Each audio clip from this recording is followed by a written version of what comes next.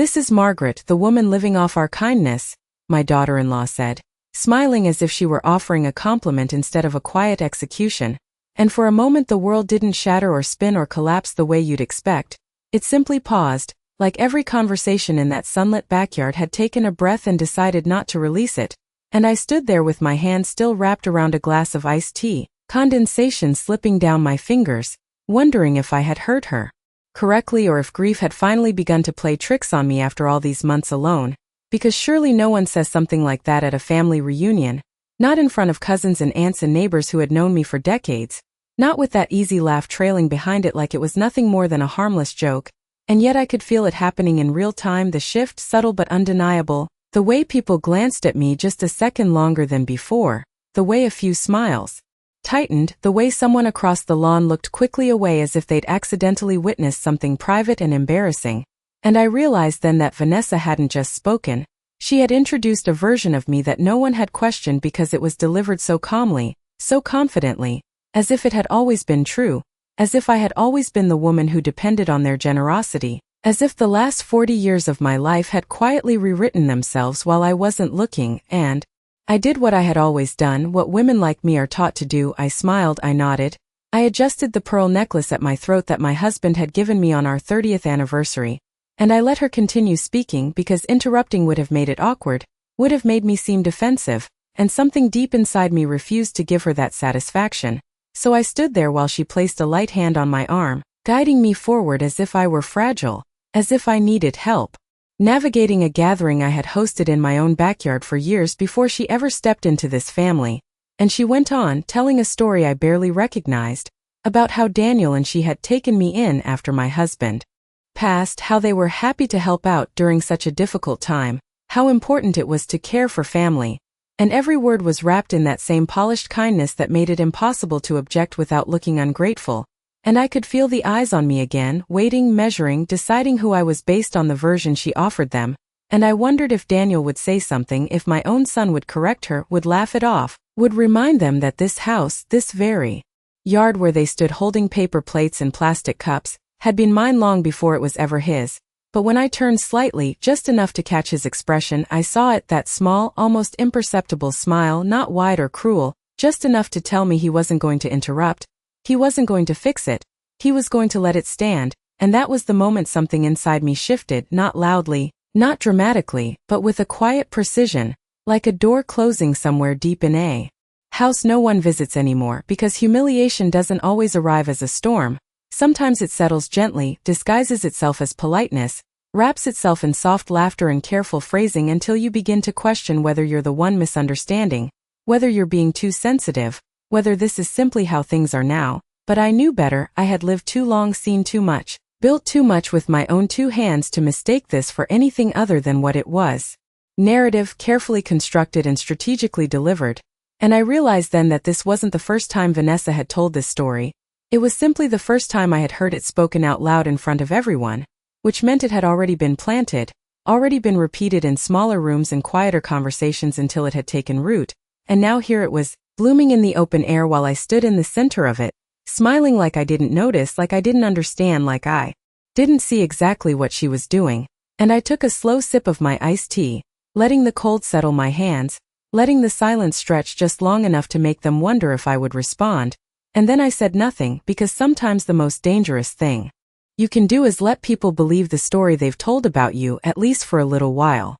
I stayed exactly where I was for a few seconds after Vanessa finished speaking, long enough for the conversation around us to begin again, long enough for the tension to dissolve into polite laughter and clinking glasses, because that is how these things work. People do not hold on to discomfort for very long, they smooth it over, they return to what is easy, and I watched it happen as if I were standing just outside my own body, observing a scene I had not agreed to be part of, my fingers still wrapped around that same glass, the ice now half melted, the tea watered down, and someone nearby began talking about the weather, about how warm it had been for early June, as if nothing unusual had just taken place, as if a life had not been quietly rewritten in a single sentence. And I realized then that the most painful part was not what Vanessa had said, it was how easily everyone accepted it, how quickly they adjusted to this new version of me without question, without hesitation, as Though it made sense as though it fit, and I began to notice the small changes in how they spoke to me. The way my cousin Linda tilted her head slightly when she asked if I was doing all right. Her voice softer than usual, almost careful, as if I might break, and my neighbor Thomas, who had known my husband for over 20 years, gave me a sympathetic smile that lingered just a second too long before he turned away. And it was subtle. All of it was subtle, but it was enough to tell me that something had shifted in their minds, that a seed had been planted and was already beginning to grow. And I wondered how long it had been there, how many quiet conversations I had not been part of, how many times my name had been mentioned in rooms I never entered, always followed by that same gentle tone, that same carefully constructed concern. And I moved slowly across the yard, greeting people as I always had, asking about their children, their work, their lives, because routine is a powerful thing. It allows you to hold on to yourself when everything else feels uncertain.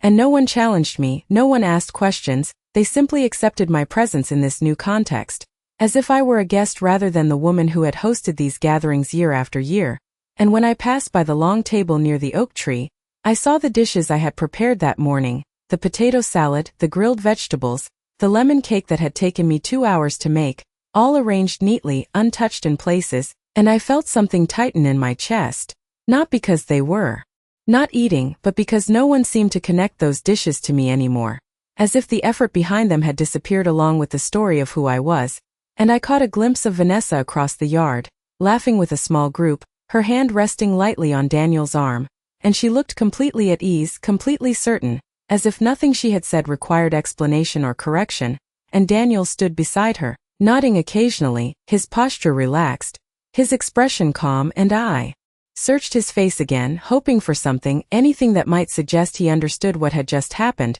But there was nothing, no hesitation, no discomfort, just that same quiet acceptance that had settled over the entire gathering. And it occurred to me then that this was not a moment for him, this was not new. He had already heard this version of the story, already agreed to it, already decided where he stood, and the realization did not arrive with anger or even sadness, it arrived with a kind of clarity that felt almost cold, like stepping into a room where the air is sharper than you expected. And I understood that I had been living in a version of this family that no longer existed, that while I had been holding on to the past, onto the years of building and giving and believing that those things still held weight, something else had been forming quietly in the background, something I had not noticed because it did not announce itself, it did not argue or demand, it simply replaced one truth with another until the original faded into something distant and uncertain. And I reached for a napkin from the table, folding it carefully in my hands, focusing on the small, precise movements because they grounded me,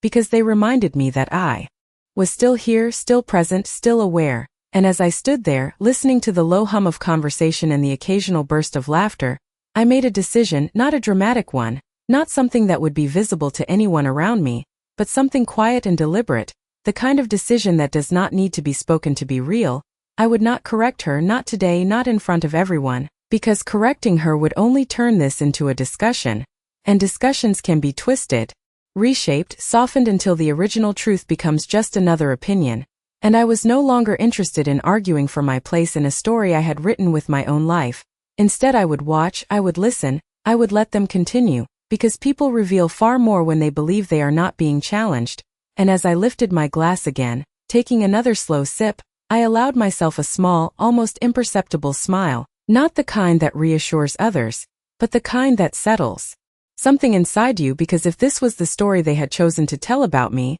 then I needed to understand exactly how far they were willing to take it before I decided what to do next. I moved through the rest of the afternoon with a calm that did not feel natural but did feel necessary. The kind of calm that settles over you when you realize that reacting too quickly would only serve someone else's version of events. And I noticed more now, details I might have missed before, small conversations that stopped just as I approached, glances exchanged between relatives who suddenly seemed unsure of what to say to me, and it was not overt. No one was openly rude or dismissive, but there was a distance, a carefulness, as though I had been quietly repositioned in their minds and they were adjusting to it in real time. And I found myself wondering how long this had been building, how many times Vanessa had shared this narrative in softer settings, over coffee, during phone calls, in those private spaces where stories are shaped and polished before they are presented in public, because what she had done today was not spontaneous, it was too smooth, too confident, and I Could almost hear the earlier versions of it, slightly different in wording but identical in intent, repeated enough times that by the time it reached this moment it no longer sounded like an opinion, it sounded like fact, and I stopped near the edge of the yard where the fence lined the back of the property, looking out at the stretch of grass beyond it, remembering when Daniel was a boy running through this same space, his shoes too big for his feet, his laughter loud and unrestrained, and I had stood on that very spot years ago watching him chase a ball, calling out for him to be careful, reminding him to stay within the yard. And now here he was, a grown man standing across from me, allowing someone else to redraw the boundaries of my place in his life without a single word of correction, and I did not feel anger in that moment, not the kind that burns hot and demands to be expressed. What I felt was something quieter, heavier, a recognition that the distance between us had not appeared suddenly, it had been forming gradually, layered over time with small choices, small silences, moments when he had chosen ease over truth, and I had not seen it because I had trusted that the foundation we built would hold, and as I stood there, I heard footsteps approaching behind me, light and hesitant, and when I turned I saw Emily, my niece, her expression uncertain but kind, the way it had always been, and she gave me a small smile before speaking, her voice low enough that it would not carry across the yard. She said she was sorry if anything earlier had felt uncomfortable, and I studied her face for a moment, noticing the way she avoided saying exactly what she meant, the way she softened her words as if trying to protect both of us from the weight of them, and I asked her gently what she thought had happened, and she hesitated just for a second, before admitting that Vanessa had mentioned similar things before, that she had framed it as concern, as responsibility, as though Daniel and she had taken on more than most people would. And I listened. Without interrupting, because this was not new information, not really, it was simply confirmation of what I had already begun to understand, that the story had been told many times in many ways until it settled into something that no longer needed to be questioned, and Emily looked at me then, searching my face for a reaction, perhaps expecting anger or denial or even sadness, but I did not give her any of those. I simply nodded, thanking her for being honest, and she seemed surprised by that, as though she had prepared herself for something more emotional, something harder to manage, and when she walked away, I remained where I was for a moment longer, letting the quiet settle around me, because what she had confirmed mattered, not because it hurt, but because it clarified something essential. This was not a misunderstanding, it was not a single careless comment, it was a constructed reality that had been carefully introduced and maintained, and that meant it could not be undone with a simple correction. It would require something else entirely, something more deliberate, and I turned back toward the house, noticing the way the afternoon light had shifted, casting longer shadows across the yard, and I realized that while the gathering continued, while people laughed and talked and moved from one conversation to the next, something fundamental had already changed for me, not in the way they saw me, but in the way I saw them, because once you understand that a narrative has been built around you without your consent, you begin to see every interaction differently, every word, every glance, every silence, and as I walked slowly toward the table again, passing by familiar faces that now felt slightly distant, I understood that whatever came next would not be decided in moments like this, not in open spaces filled with polite conversation. It would happen quietly, away from the noise, where stories are not told but proven, and for the first time since Vanessa had spoken, I felt something steady settle inside me, not anger, not even resolve, but a kind of patience, the kind that comes when you realize you no longer need to defend yourself because the truth does not require immediate recognition to remain true. By the time the sun began to dip lower behind the trees, casting that warm golden light across the yard, I had already stepped away from most of the conversations, not in a way that drew attention, but in the quiet, practiced way of someone who understands how to disappear without making it obvious, and I found myself standing near the back porch, looking through the open door into the kitchen where everything was still exactly as I had left it that morning, the counters clean, the serving dishes lined up, the faint scent of lemon and rosemary lingering in the air, and for a moment it felt like stepping into a different version of the day, one where nothing had been said, where everything was still intact, and I rested my hand lightly against the doorframe, grounding myself in something familiar. Because outside, the narrative had shifted, but in here, nothing had changed, and that contrast made something very clear to me. This house, this life, had not been given to me by anyone's kindness, it had been built piece by piece over decades, and I could see it now in flashes, not as a single memory but as a series of small, precise moments that had quietly added up to everything they were now standing inside. I saw myself at 35, sitting at this same kitchen table with stacks of bills spread out in front of me, calculating what we could afford, deciding which repairs could wait and which could not. I saw my husband coming home late, his shoulders heavy with the weight of work, and the two of us talking in low voices about how to make it all hold together. I saw Daniel as a teenager, slamming that back door in frustration after an argument, only to return an hour later quieter, calmer, ready to sit down and eat the dinner I had kept warm for him. And I remembered the years that followed, the tuition payments, the long conversations about his future, the first time he brought Vanessa home, the way I had welcomed her without hesitation, offering her the same space, the same warmth, because that is what family meant to me, not something conditional, not something calculated, but something built on trust and shared effort. And as those memories moved through me, I realized how carefully they had been erased from the version of events Vanessa had presented. How easily decades of contribution could be reduced to a single sentence if no one chose to challenge it. And I stepped inside, letting the quiet of the kitchen settle around me, because this was where the truth still lived, not in the words spoken outside but in the physical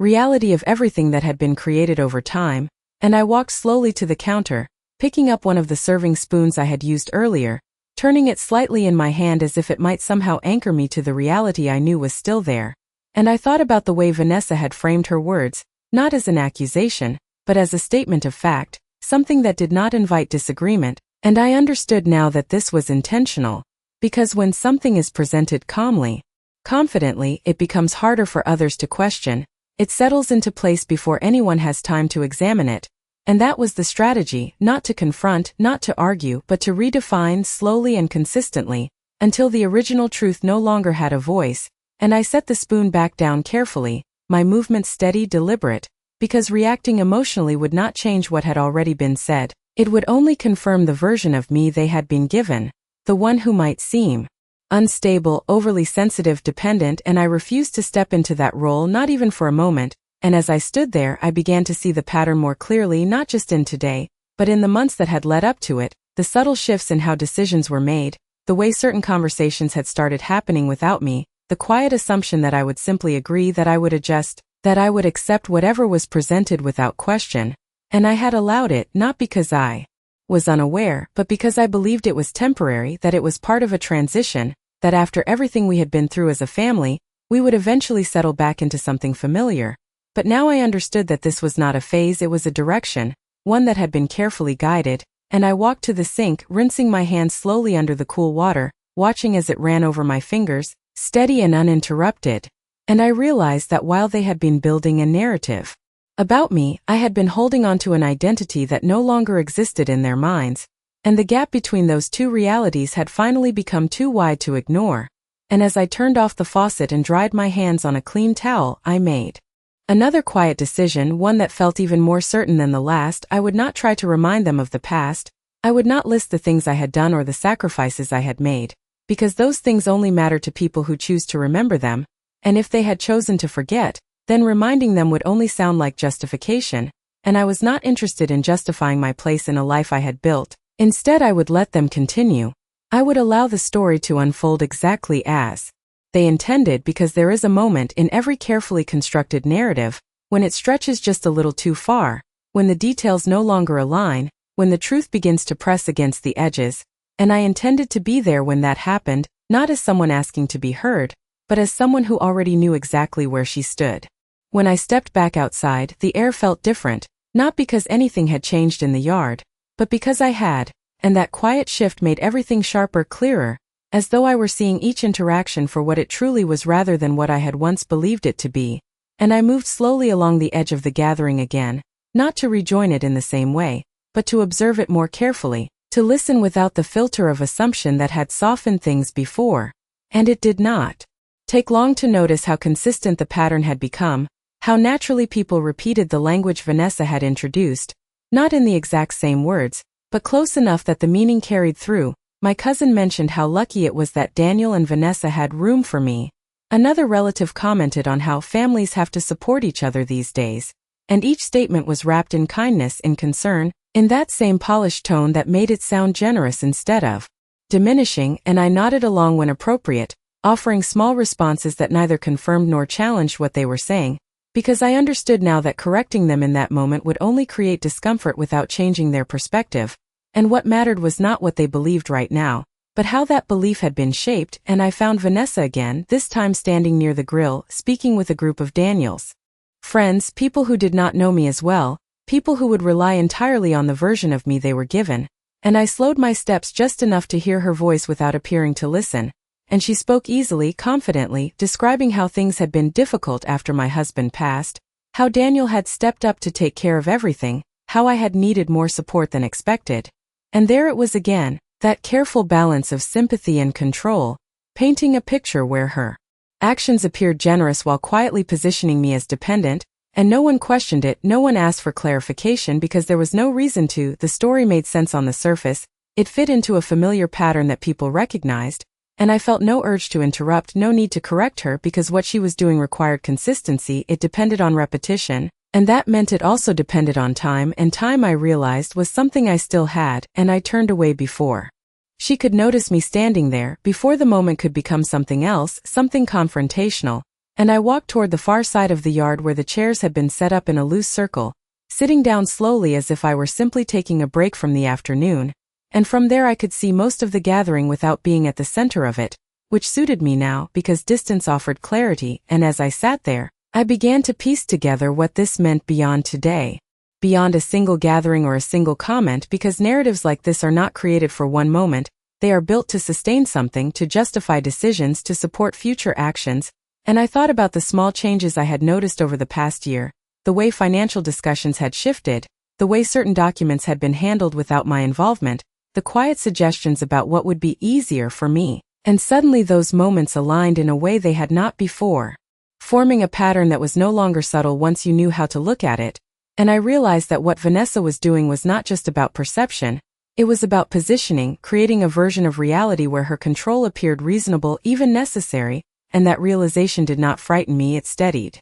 me because understanding intent removes uncertainty, and uncertainty is what makes people hesitate. And I was no longer hesitating, I was observing, calculating, allowing the full shape of the situation to reveal itself without interference, and I leaned back slightly in the chair, folding my hands in my lap, watching as Daniel moved through the crowd, laughing, shaking hands, completely at ease in a role that no longer included me in the way it once had. And I felt no need to call out to him, no desire to pull him aside and ask questions that would only lead to answers I already understood, because what mattered was not what he would say in a moment like this, it was what he had already chosen to accept. And as the afternoon continued, the light fading just a little more with each passing minute, I allowed myself to settle fully into this new awareness, not as someone who had been pushed aside, but as someone who had finally stepped back far enough to see the entire structure. And once you see it, truly see it, you begin to understand that the most effective response is not immediate, it is measured, intentional, and built on the same kind of patience that had allowed them to construct their version of the story in the first place. And I sat there quietly, the sounds of conversation and laughter continuing around me, knowing that while they believed they were defining who I was, they had not yet realized that I had begun to understand exactly what they were trying to build, and more importantly,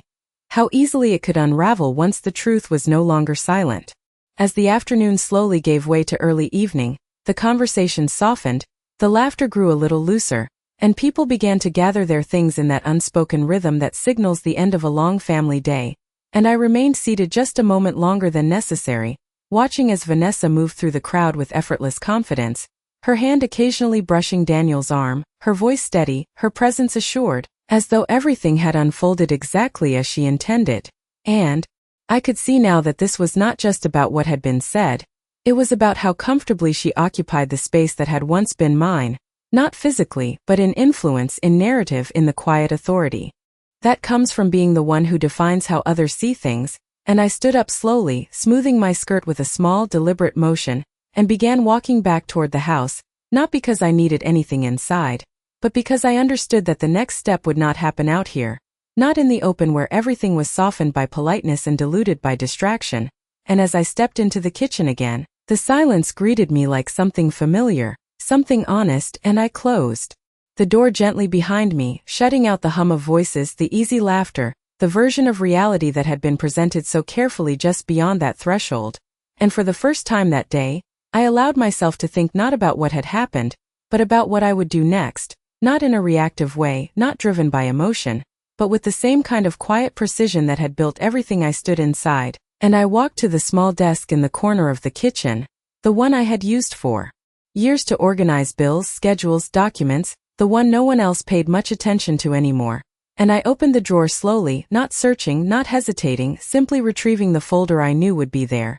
The one that held copies of documents most people assumed had already been settled, already been transferred, already been decided, and I placed it on the table, running my hand lightly across its surface because this, more than anything Vanessa had said, was where the truth lived. Not in conversations, not in impressions, but in records, in signatures, in the quiet details that do not change just because someone tells a different story. And I thought about the way she had spoken earlier, the certainty in her voice, the ease with which she had positioned me as dependent, and I understood now that confidence like that does not come from nowhere, it comes from belief, from the assumption that there will be no contradiction, no challenge, no reason for anyone to question what has been presented. And I allowed myself a small pause, not out of doubt but out of recognition, because in a way she had been right, there had been no challenge, not until now, not until I had seen the full picture, and I opened the folder carefully, flipping through the pages. Not to confirm what I already knew, but to reconnect with it, to remind myself that reality does not shift just because it is ignored, that ownership, responsibility, and history are not erased by convenience. And as I stood there, the soft light from the window beginning to fade, I heard the back door open behind me, the familiar sound of footsteps entering the kitchen, and I did not need to turn to know it was Daniel, because there was a hesitation in the movement, a slight pause that told me he was aware of the distance between us, even if he had chosen not to address it earlier, and he spoke my name in a tone that was almost careful, almost measured, as if he were unsure which version of me he was about to encounter. And I closed the folder without rushing, placing it back on the table before turning to face him, my expression calm, my posture steady, because whatever conversation he believed he was about to have, whatever explanation or reassurance he might offer, I already understood something he did not. This was no longer about what was said in a single afternoon, it was about what had been assumed over time, and assumptions once revealed, have a way of collapsing under their own weight. And I looked at him for a moment, not searching for answers, not asking questions, simply observing the man he had become, the choices he had made without words, and I realized that the next step would not require confrontation. It would require clarity, the kind that does not argue, does not explain, but simply exists, undeniable and precise. And as he began to speak, I listened not for the content of his words, but for what they revealed about where he believed things stood, because in that moment, more than anything else, I understood that while they had been building a story about me, I had quietly stepped into a position where I no longer needed to be part of it at all.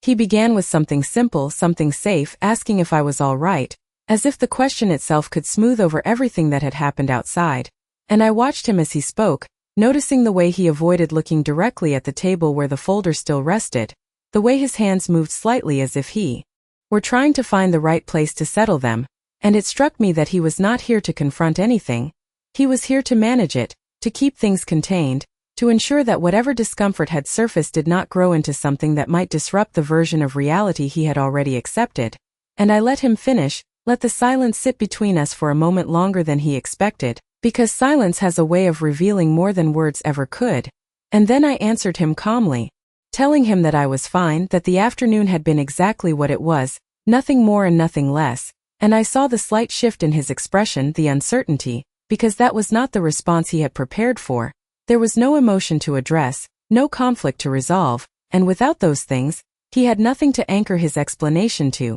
and he nodded slowly, as if accepting something he did not fully understand, and then he began to speak again, this time offering reasons, small justifications wrapped in careful language, explaining that Vanessa did not mean anything by it, that she was just trying to be helpful, that sometimes things come out the wrong way in social settings, and I listened, not interrupting, not correcting, because I understood that these words were not meant to change my mind, they were meant to protect his own, to reinforce the belief that everything was still balanced, still reasonable, still within the boundaries of what he was willing to accept. And when he finished, I nodded once, acknowledging that I had heard him, but not agreeing, not disagreeing, simply allowing his explanation to exist without giving it weight, and I walked past him toward the sink, picking up a clean glass and filling it with water, the sound steady and clear in the quiet room, and I spoke again, my voice even, telling him that it was not about what was said, it was about what had been believed long before it was said out loud. And that was where he paused,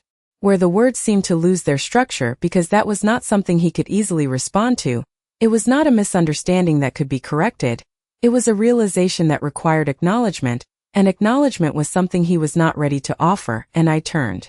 slightly, meeting his eyes for the first time since he had entered the room, and I saw it there, not guilt, not exactly, but something close to it, something that suggested he understood more than he was willing to admit, and I held that gaze for just a moment before looking away, because I did not need him to confirm it. I had already seen enough, and I took a slow sip of water, setting the glass down carefully on the counter, and I told him that he did not need to explain anything to me, that explanations were only necessary when there was confusion, and I was no longer confused, and that was the moment when the space between us shifted again, not in a dramatic way, but in something quieter, more final, because clarity has a way of closing doors that uncertainty leaves open. And he stood there, still, as if waiting for something else, perhaps expecting a question, a demand, something that would allow him to respond, but I gave him nothing, not out of indifference but out of choice. Because I had reached a point where understanding no longer required dialogue, and after a few seconds, he nodded again, more slowly this time, and stepped back toward the door,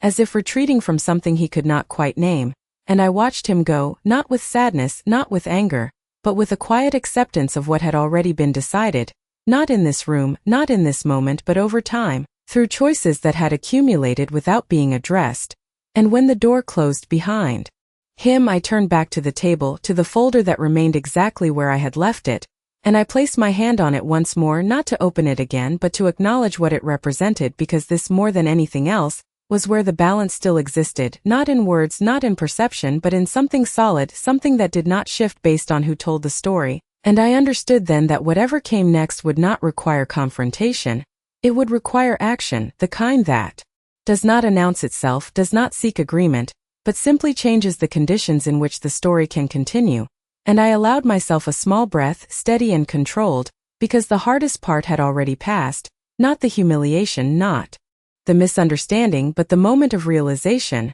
the moment when everything became clear enough that there was no longer any need to question what needed to be done. The house grew quieter after Daniel left, the kind of quiet that does not feel empty but instead feels deliberate, as if the walls themselves were holding something steady in place, and I remained standing by the table for a few moments, my hand still resting lightly on the folder, not out of hesitation but out of recognition, because this was no longer just a collection of documents, it was the point where everything that had been said outside would eventually meet something that could not be reshaped or softened, and I lifted it slowly, carrying it with me to the desk as I had done countless times before, the motion familiar, almost routine, and that familiarity grounded me in a way nothing else had that day, because routine does not change just because people do. And I opened the drawer beneath the desk, placing the folder inside with care, not hiding it, not protecting it, simply returning it to its place, because I understood that what mattered was not its visibility, but its existence. And as I closed the drawer,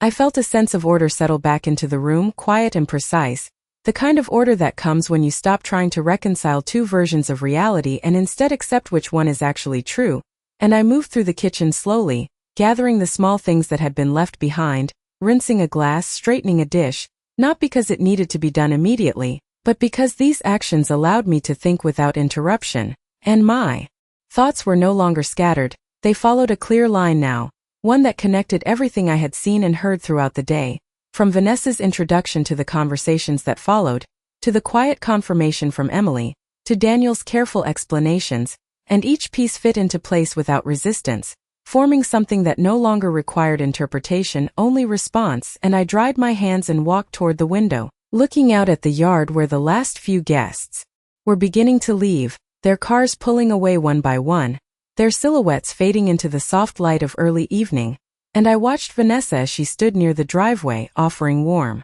goodbyes, her posture relaxed, her smile effortless, as though the day had unfolded exactly as expected. And I realized that from her perspective it had, because nothing had challenged her, nothing had disrupted the narrative she had presented, and that was precisely why she would continue, because confidence grows in the absence of resistance, and I allowed myself a small, almost imperceptible nod, not in agreement, but in acknowledgement of the clarity that had come from that realization. Because now I understood that this was not something to confront directly, not in a way that could be dismissed or reframed. It required something else, something quieter, something that did not rely on words at all, and I turned away from the window, walking back toward the desk, opening the drawer once more and taking out a single sheet from the folder, not the entire set, just one page, the one that outlined the structure of ownership, the one that had never been discussed openly because it had never needed to be, and I looked at it briefly, not to confirm what I already knew, but to consider how it would be seen by others when the time came,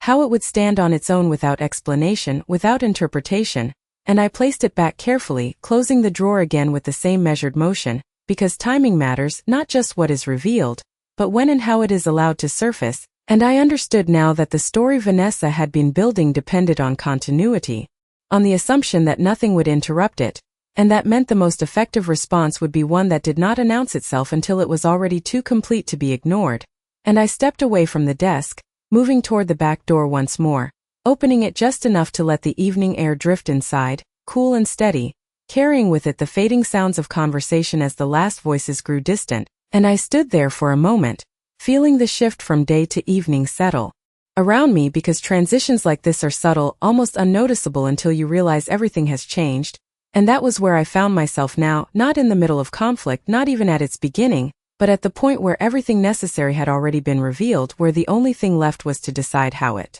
would be resolved, and I closed the door gently, turning the lock with a soft click that echoed slightly in the quiet kitchen, not as a barrier, but as a marker, a small, deliberate signal that something had shifted from observation to intention. And as I walked toward the hallway, the house settling into its familiar stillness around me, I understood that whatever came next would not require me to raise my voice, to defend myself, or to ask for recognition, because the truth, once placed in the right moment, does not need to be argued. It simply stands, and everything built around it either holds or falls, and I had already seen enough to know which one this would be. The house settled into a deep, steady quiet that evening, the kind that follows a long day where everything important has already happened beneath the surface, and I moved through it without hurry, turning off lights one by one, not out of habit alone but as a way of marking the end of something that had quietly shifted beyond repair. And when I reached the living room, I paused for a moment, looking at the photographs arranged along the shelf, images of years that had once felt solid and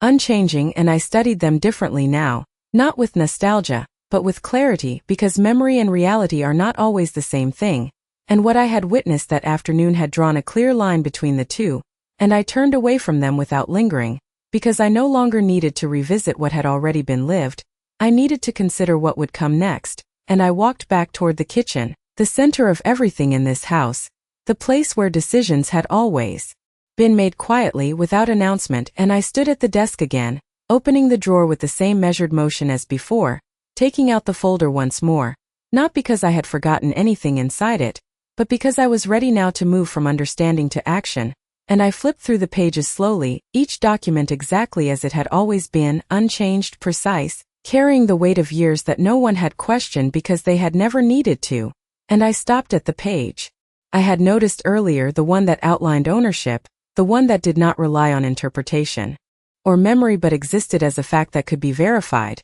And I held it there for a moment, not hesitating, simply acknowledging what it represented, because this was not about proving anything to myself, it was about deciding how and when that truth would be allowed to surface, and I closed the folder again, placing it on the table in front of me instead of returning it to the drawer, a small change, almost insignificant to anyone else but deliberate, because placement matters, visibility matters, and timing matters more than both, and I rested my hands lightly on either side of it, considering the shape of what had been built around me, the narrative that had been repeated, accepted, reinforced, and I realized that it depended entirely on one assumption, that I would remain silent, that I would continue to allow others to define the space I occupied without question, and that assumption, more than anything else, was where the entire structure became fragile, because it only held as long as it was not challenged by something undeniable. And I thought about the way Vanessa had smiled earlier, the certainty in her voice, the ease with which she had introduced that version of me to the entire family, and I understood now that confidence like that often comes from believing there will be no consequence, no correction, no moment where the narrative must face something it cannot absorb, and I allowed myself a slow breath, steady and controlled, because what came next did not require urgency, it required precision, and I picked up the folder, carrying it with me out of the kitchen and into the hallway, moving with the same calm intention that had guided me through the entire day, and I placed it on the small table near the front of the house, the one people naturally passed when they entered or left, not hidden, not emphasized, simply present, and I stepped back, looking at it from a distance, understanding exactly what it would mean when the time came for it to be seen, not as an argument, not as a defense, but as a reality that could not be reshaped once it was acknowledged, and I turned off the final light, leaving only the soft glow from the lamp near the entryway, enough to illuminate the space without drawing attention, and I stood there for a moment, listening to the silence settle fully around me, because in that silence there was no confusion, no competing versions of events, only the steady awareness of what was true and what had been constructed, and I realized that the most powerful response is not the one that reacts in the moment, but the one that waits until the right moment has no room left for denial, and as I walked slowly toward the stairs, leaving the folder exactly where it was, I understood that everything Vanessa had said that afternoon had been built on the belief that I was dependent on their kindness, that I existed within a space they allowed me to occupy, and that belief, more than anything else, was what would unravel when faced with the simple truth that had been sitting quietly in this house long before she ever arrived, because she had introduced me as someone who relied on them, but she had no idea that every inch of the ground beneath her feet had never belonged to her at all.